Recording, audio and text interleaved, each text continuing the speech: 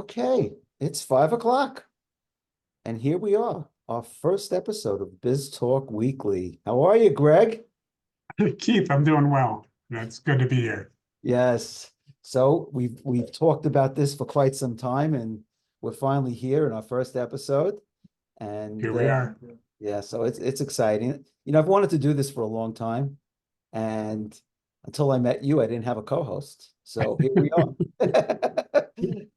Well, we'll probably make a good pair because I've never thought about doing this before. Oh, there you go. So it's interesting because I like to talk. I'm a sales guy. That's my real, craft. I've noticed that. You notice that, right? So I love to talk, and of course, I figured why not call this Biz Talk Weekly? And I also love to talk about business, and that's what we're here to do today. So as we get started, I figured we would tell our audience what we do, what our backgrounds are, and I'll let you go first, and then I'll go and I'll talk about obviously my career and my background. So, Greg, I hand the microphone to you. Thanks, Keith. I appreciate it. And it is good to be here today. Yeah, I've got about 30 years of experience in finance, accounting, and operations. In the last 25 years, I've really spent most of my time in leadership roles, either as a CFO or a chief operating officer for small to mid-sized businesses. I've worked in manufacturing, distribution, and construction. And really, my focus has been to help those companies grow their business. And that's really what I have focused on and what I really love to do. So, thank you. So now I'm going to introduce something about you that most people don't know after I talk about myself. So my name's Keith Orlean. I've been in various businesses throughout my 40-year career. Uh, my I'll call my claim to fame is being really good at selling and marketing. That's what I love to do. I've been very successful. I've owned retail stores. I owned a franchise company. I published a magazine. I've I've done a lot, and I really love it. And so you wonder how did Greg and I get together? And especially since we have such diverse backgrounds in business. Um, One of the things, and we were introduced by a mutual friend, uh, and we got to talking, and it turns out that Greg recently bought a franchise called Focal Point and Focal Point Coaching. And I said, wow, that's interesting. I was a franchisor and I had my own franchise company. So I came from the other side of not buying, but selling. So it became very interesting to me because not only is Greg doing something that I believe in, because I think franchising is a wonderful thing, to be able to have a program that's really ready to go. You're going into business, but with a structure from day one.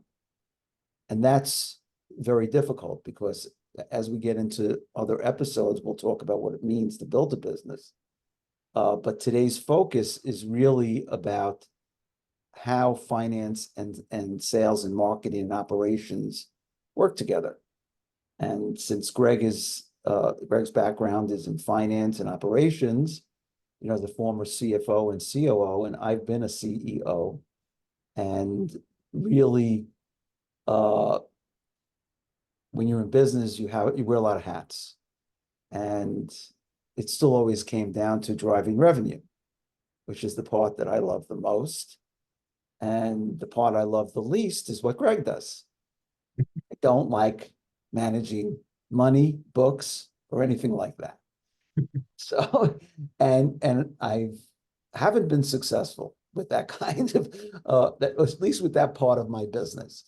So, Gregg and people who have that skill set, I've always needed them. I mean, there was no getting away from somebody else other than me managing the financial parts of my business. So I want to delve into that a little bit, Gregg, because we talk about titles. You were a CFO and a COO, and I was a CEO. But really, forgetting titles, I was a business owner, and now you are a business owner as well. That's right. So, yeah, so if you could just tell, our audience, what does it mean if you're starting a business to have your finances uh in the right place, organized in a way, because you dealt in mid to large size businesses, which basically generally employ either controller or chief operating officer, where a smaller business, like when I first started my business, I had an accountant that came monthly. So where are the differences, if you could please explain? Yeah, Keith, I think whether you're a one-man show or whether you've got a company with, 10 or 100 employees, having your finances in order is really critical, and having an understanding of where you're at any given time. So really having that ability to understand where you're at financially, what you can afford, and what things you've got to maybe put off, because it's all about priority. And it's all about making good decisions with the money you do have. Whether you've got $1,000 to invest or $100,000 or $1 million, you need to use those resources as wisely as possible. You need to spend the money as wisely as possible in order to grow your business. So from a structure, from like day one, I remember when I started my first business ever. I should say my first business that I owned and ran myself, versus my first experience was with partners, and they dealt with all the minutia that I wasn't ready for that yet. I don't know, I was 26 years old, all hot to trot, ready to go. But I was running a second business that they had opened when I was in the eyeglass business many years ago. So when we set up, our business, of course, back then, this is 1985, there was no computers. There was nothing on my desktop except a phone, so there was no QuickBooks. There was just, the money came in, you put it in the register, you deposit it in the bank.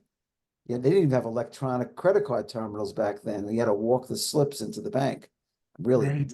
aging myself here. We're dating ourselves. Keith. Yeah, there's no doubt about it. But it certainly was a different world. But setting up books, although we're electronic today, you still got to set up, a bookkeeping system. And I would venture to say, and you'll correct me if I'm wrong, whether you're starting a mom and pop shop or you're starting what's considered to be a major, whether it's a wholesaler or a large company, you still have to have a set of books. Is that correct? Absolutely. And most companies don't start, as large companies, right? They mostly start in somebody's garage or somebody's basement. But even at that point, it's a good idea to have some kind of tracking system so you can understand the money that's coming in through your revenue and sales, and the money that's going out, your expenses to run the business. And I think it's, in this day and age, technology has made systems like that really inexpensive. So as you mentioned, QuickBooks is just an awesome product for a small business, because it gives an owner all the tracking that they need. It's easy to use. It's easy to set up. There's support available if you need it, but it gives you the ability to know where you're at any given time from a financial standpoint. So I want to touch on something. So, obviously you start a business, you hope to have a lot of revenue, and generally in the early stages, you're not making money unless you get real lucky. And that means you got to watch every penny, you got to count every dollar. And I can remember when I opened my first retail store, and obviously you don't just open the doors and everybody comes running in. You gotta, get the audience to come and join you. Call them an audience, but I'm so used to talking about online now that, back then, someone Right. they saw I ran a couple of coupons, they came in. I was so happy when that door opened, and people were coming in, but it's scary. And when you do advertising and you spend money and you have a very small budget, obviously knowing what that advertising is doing. So if you're promoting specific products and services, you need to have, and I'm going to use a term that a lot of people don't know. It's KPIs, which is key performance indicators, which obviously all finance people deal with. So how would a small business deal with what's happening in their business? They ran an ad, they promoted certain products. Maybe there are 3 or 4 things that they're promoting, different coupons, different, value propositions that brought people in the door. How do you measure that in a way that you know what's working and what's not working? Yeah, it's a really good question, Keith, and I think it's really critical for even the smallest of businesses, like mine, for instance. My coaching business that I just am launching. It's important for me to have key performance indicators to know how the business is operating. And and while we talked a few minutes ago about really understanding where we're at financially, it's important with these key performance indicators to have some measures that are non-financial. For instance, if I'm running a marketing campaign, I want to understand how many people that's attracting. I want to understand, if it's an advertising that I'm doing online, how many clicks am I getting? How many people are coming in and looking at my ad? What are they doing with that ad? Are they on it for seconds or minutes? Does it drive them to my website where maybe they buy a product, or maybe they just look at a product and then step away? But all that is information really that with the right system set up, you can track and you can understand then the impact that particular marketing campaign is having. So at the end of the day, we're talking new school versus old school. Today, where much of what's being sold is online, of course, there's still retail. It's kind of hard to eat at a restaurant online, but at the end of the day, it's still debits and credits. You have a certain amount of money that's coming through your bank accounts and a certain amount of money that's going out. Certainly, if you spend more than comes in, you're at a loss. So managing the money is where I think you need somebody who's very strong, whether it's a partner that you're in business with, or whether it's hiring an accountant or a bookkeeper, somebody that can show you on a regular basis what your results are, correct? Absolutely. A lot of business owners, most business owners start their business not because they love doing the books, but because they have a passion for whatever it is their business is all about, right? But you're right, Keith. They still need to make sure they have a way of keeping their pulse on the business through the financial perspective, whether that's their own ability to do that, or whether they do that with an outside party, just so that they know that, as you said, that they've got the money available to invest in the business, because there isn't going to be revenue on day one, but there are going to be expenses on day one.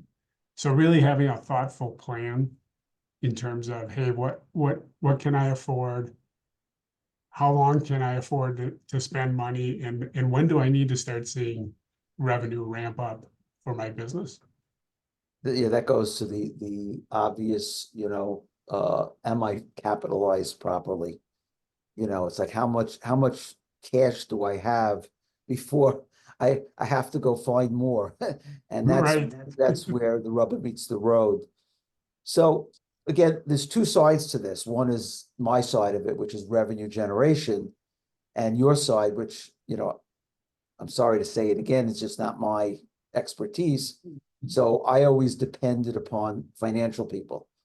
In the early days, as I said, I had an accountant that came in once a month, did all my accounting, both personal and financial, because obviously they converge at the end of the year. And then being able to see in black and white, how my spending is whether it's in line with my revenues or my overspending. And I can tell you from my own experience, my mistakes that I made was that I was a very aggressive marketer. If it was working, I wasn't really so focused on what was working. I just saw people coming in, they were buying, and I was happy. And it was not good. I mean, I say it was good to people coming in, but I didn't have a really good idea about what part of my advertising was wasted. So how do you really hone in on that? I mean, again, years ago, I counted coupons, I got 10 coupons off of that ad. I did great. How many sales did I get? But is there a better way today? Or are we still basically just using today's tools with yesterday's methods? I think there's so much available now through technology. For instance, if you've got a website that people are coming to, and you've got the ability to really track the analytics through your website, so you can see how many people are visiting your website. You can see where they're going on your website. You can see how much time they're spending on your website. Now, if you've got multiple channels you're selling through, let's say you've got a web presence and you sell online, but you also have a physical presence and you sell in a store. If you've got a marketing campaign going and you have the ability to track where folks are kind of buying from. Are they buying from your website or are they buying from your store? Now, I don't want to make it sound quite so simple because it can get complicated and it can get a little gray. I may have somebody who's been at my store 3 or 4 times looking at a product of mine, but ultimately they go and buy it online, right? But really it was my physical presence that really drew them in and really got them to buy. Maybe they came and talked to me as the owner about the product that I had for sale. I came across as knowledgeable, friendly, somebody who supported my product, but ultimately people like to buy online. The flip side is also true. People could be doing all sorts of research on your website, comparing you to your competitors, comparing pricing, comparing delivery, reading reviews and all of that. And then they may walk into your store and buy the product. So I know it can get a little bit hazy as to what method is really driving revenue. But again, I think there's tools out there today that even small business owners can use to determine what methods are working and what methods are not working. But, and again, I think it's easier today to get the kind of quick measurement and information. It's at your fingertips, where I had to wait for my accountant to come in, that once a month and say what's going on. We just had this little red book ledger that I put in what we did on the plus side. I had to wait for the minuses. Hated that. So I've always loved business, though. It's such a challenge, but it's so much fun. I hate to say this because people think I'm crazy, but even the hard times, are enjoyable because it's the only way to get through to the other side and to be profitable. Is you learn. I learned through trial and error. I made my mistakes, and as time goes on, you're going to make mistakes. It's just you don't want to make the same one twice.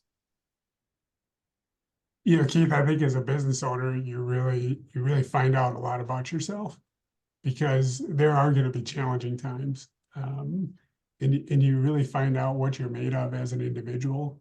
And I think that's what you're saying is it's really when you work through those tough times, we don't want to live in those tough times all the time. But when we come through them and we come out on the other side, there's really a sense of accomplishment and a real sense of you, in this case, as a business owner, accomplishing something that you wondered if you'd be able to do. So I think for any small business owner, I really applaud them for taking the dive, so to speak, into the business because it will not always be good times. It will be challenging as often as it is fulfilling, but it's how we really learn something about ourselves. Yeah, look, there's a risk element to go into business, and in most cases, people are not capitalized in a way that they can just, write it out. And I think there's something good about that, though, because if you don't operate with a sense of urgency in business, things can get away from you really quick. You can, if you have, it's almost like if you have too much, you don't appreciate and manage the money properly, and you can run out of money by overspending. And again, this goes into having somebody that's not yourself that can actually help you. And I could remember my accountant, my first accountant in business. He would caution me. He says, "You're spending too much money on advertising." I said, "But it's working." Well, okay, let's talk about, do you really know what's working? And that's where, again, he was pushing back, which is his job, to make sure that I was not overspending and spending appropriately and letting the revenues catch up. So having said all that, I want to move on to the things that people can do on the sales side, the revenue driving side of their business. So Sure.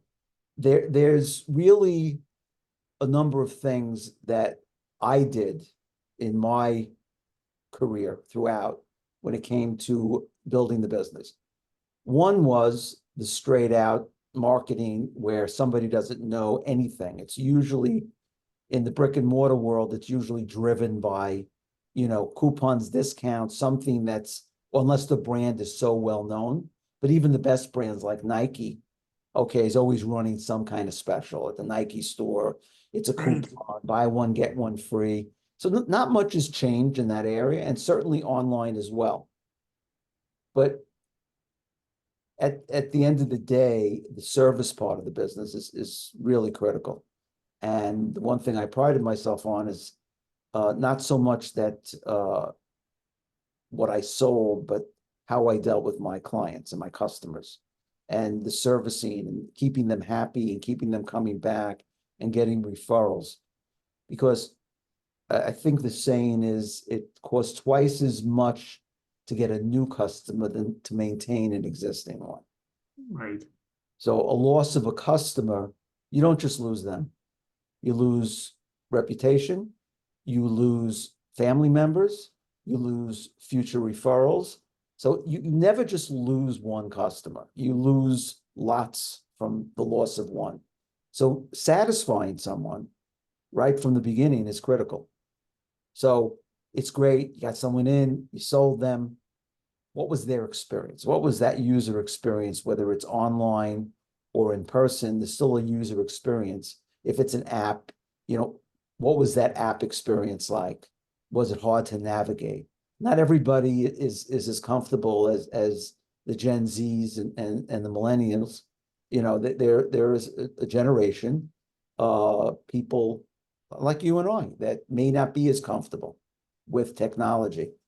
So I think there's so much more to think about today with owning and operating a business, because you have to have an online presence. It makes no sense if you're in brick and mortar and that may be your main source.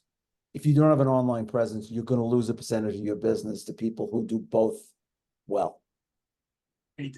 I would agree. Yeah. Even if your website is informational and educational only, it's at least a place where prospective clients can go and check you out and understand what it is you offer, and really learn more about your business. And today, so many consumers are interested in learning more about who they're buying from ahead of time before they make their purchase decision.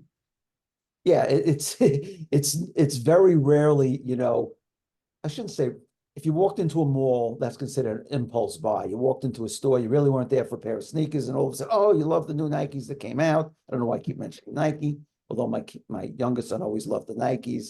My oldest son was more into the Adidas, but nevertheless, those are impulse buys. But today, because you can buy both offline and online, there's a process, and next week, I'm happy to say that we have a special guest.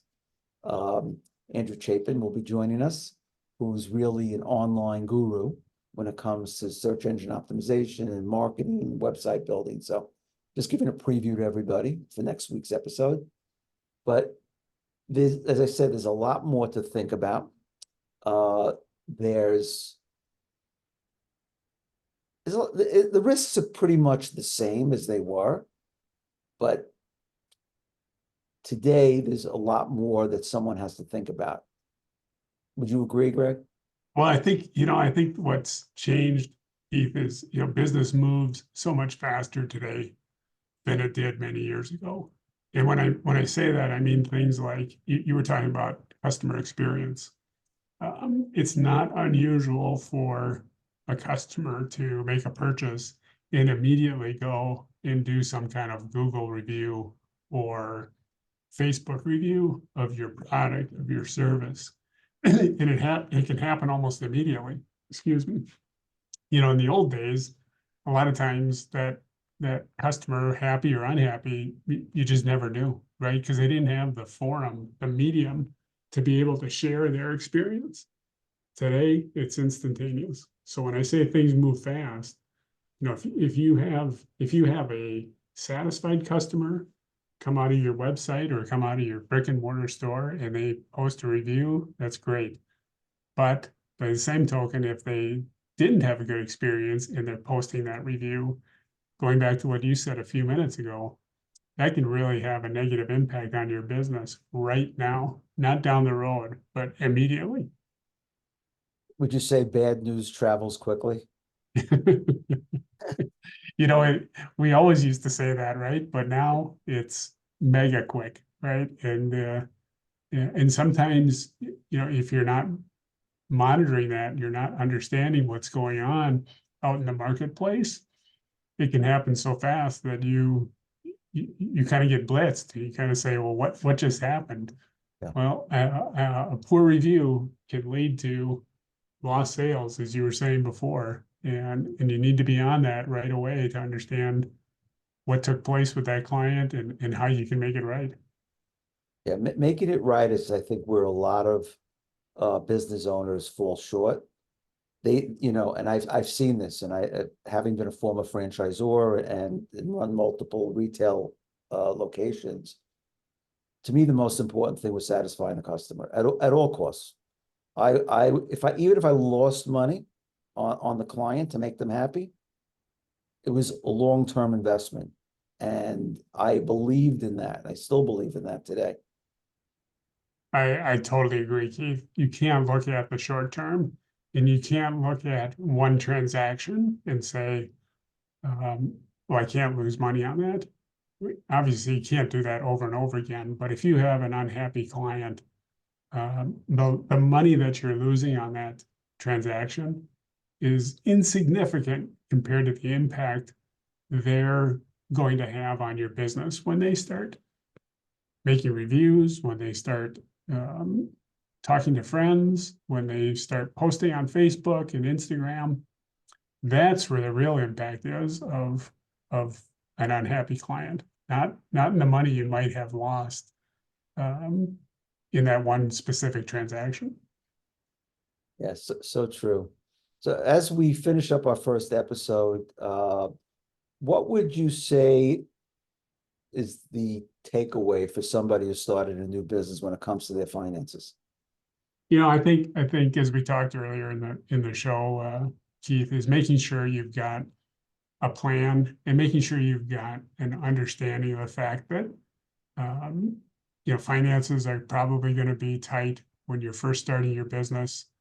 So make sure you have an understanding of what things you need to spend on, what really keep an eye on what it is you're spending, but also have a plan to grow your business. We were talking before about those KPIs, and then having somebody, whether it's yourself or maybe it's a third party, but somebody who can help you make sense of from a financial perspective where the business is at, how it's doing. And again, if you're making investments in sales and marketing initiatives, to understand how those initiatives are performing. Yeah, that's absolutely true. And from my own perspective, the thing I will say from someone who's started and run businesses, I've had businesses fail. That's the life of an entrepreneur, and I can give a lot of reasons why. But more often than not, it was related to finances, either undercapitalization, poor management of money, and those are the things that you learn over time that stay in your lane. I'm a great sales guy. I'm not a finance guy. I don't need to be a finance guy, but I need people like Gregg.